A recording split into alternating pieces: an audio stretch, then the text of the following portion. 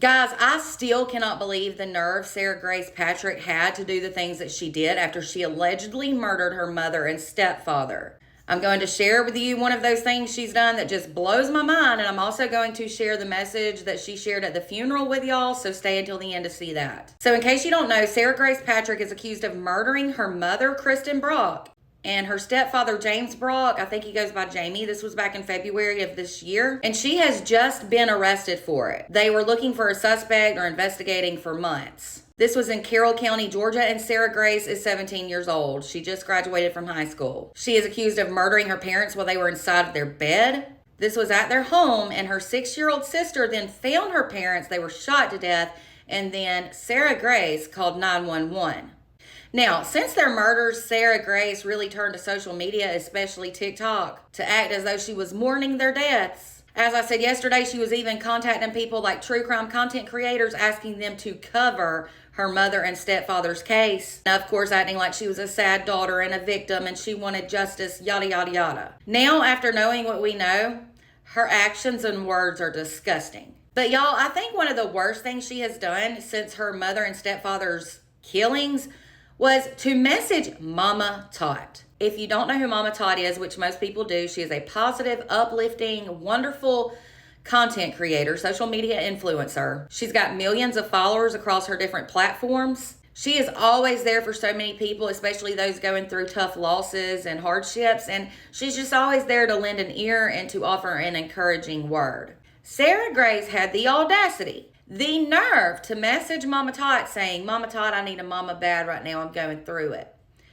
Well, you shouldn't have allegedly killed your mama. Now, what's so messed up about this situation is the fact that Mama Todd had a son that was brutally murdered. He was shot a few years back. So to message a woman who is going through it herself due to a murder, yet you allegedly murdered your mother and stepfather, is sick.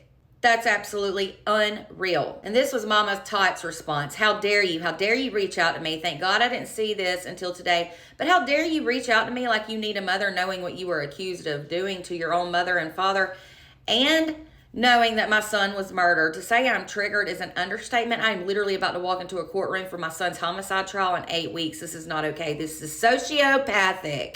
I'm so sorry she did this, Mama Todd, seriously. The last thing I'm going to share with y'all is the message that she shared at the funeral, what all she said during it. Just listen to what all she says, and keep in mind she is now accused of murdering her mother and stepfather. And let me know how sick it makes you. I agree with Mama Todd. This girl is seriously sociopathic and she definitely needs help. I hope she gets the help that she needs, and I hope that justice is served to the fullest in this case. Now, I have heard rumors, all kinds of rumors.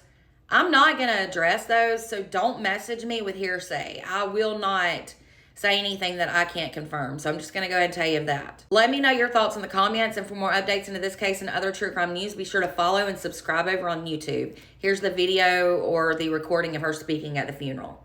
For those of you who do not know me, my name is Sarah, and I'm Kristen Brock's daughter and James Brock's stepdaughter. This isn't easy, and I don't know how family needs to do this all the time, but I'm really happy I get to do this. But just bear with me because I stutter a lot. I just wanted to say goodbye to my mama and Jamie since we never got the chance to. I was so used to you guys always being here to the point that I never once thought to imagine y'all not being here. I didn't have a single clue how much I needed y'all until now. For James, thank you for all the life lessons you taught me and for being the best bonus dad ever. Your heart will finally be healed in heaven and neither of y'all will be in any pain anymore. Although that gives me so much comfort, your fight was not supposed to end there. And for my mother, everything we went through does not define what kind of person or what kind of mother you were. You were a beautiful, kind soul with so much gratitude and so gosh dang strong.